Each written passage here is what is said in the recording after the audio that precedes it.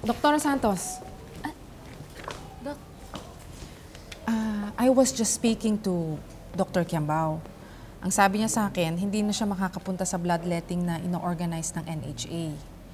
I was thinking, ikaw na lang ang papupuntahin ko bilang kapalit niya. Yun eh kung okay lang sa'yo kasi bukas na yun. Dok, oo naman po. Thank you po Annalyn, may kailangan ka malaman. I don't want you to be surprised, so I want you to know that Dr. Tanyag will also be there. Si Zoe po. Si Dr. RJ Tanyag, your father. Iba na lang po muna yung padala niyo, Dok. Pasensya na po kayo. Are you sure? Ayaw mo pumunta?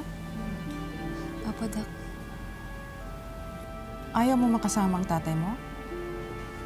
Hanggat maaari po, Dok, wag na lang po muna.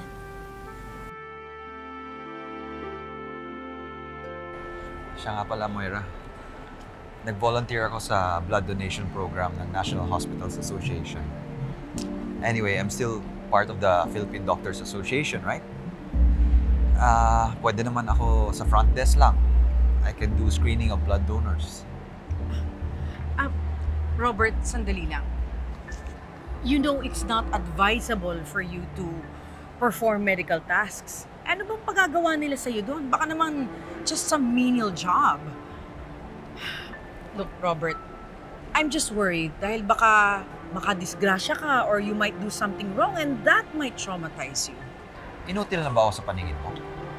Do you really think I'm incapable at this point in my life? No, Robert. I'm just worried. Napakataas ng tingin ng tao sa'yo bilang magaling na doktor.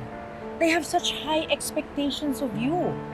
Hindi nila alam ang tungkol sa incident mo and you really don't need to tell anyone if you don't want to disclose it. I need to do this, Moira. Kailangan ko lang yung suporta mo. Ayoko maging walang silbi habang buhay. Robert, of course, I support you. Okay. Kung gusto mo talagang pumunta, sige, payag na ako. Kaya lang, hindi ako makakasama sa'yo dahil may lakad din ako ng time na yun. It's okay. You don't have to come with me. I need to be self-reliant, Moira. Hindi ako pwedeng laging umaasa sa inyo ni Zoe. All right then, Robert. O, paano? Balik na tayo sa Apex?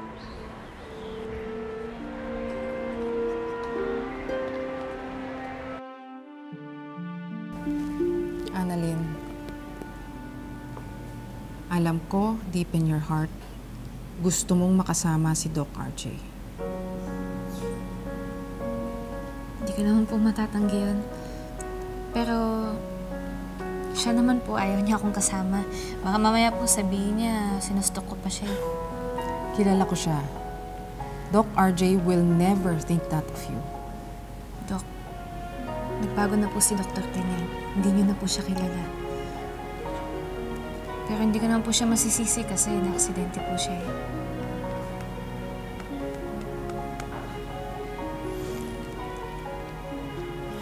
Sige po, Dok. Iba na lang po yung padala ninyo. Salamat po. Dr. Santos, alam ko cliché ito. Pero as they say, the mind may forget, but the heart always remembers. Lalo ka na, anak ka niya. Pag-isipan mo. Excuse me. Kung ako, pupunta ako. Pero hindi ako aasa. Pero hindi ako iiwas.